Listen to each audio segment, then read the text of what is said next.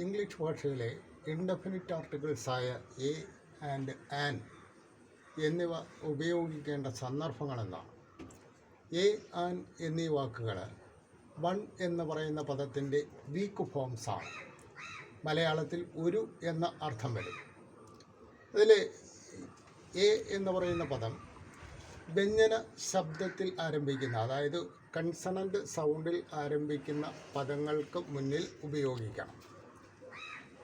ഉദാഹരണത്തിന് a portrait, a pen, a trustworthy lady, a girl, a boy, a uniform, a European, a union, a eulogy, a hotel, a book, etcetera.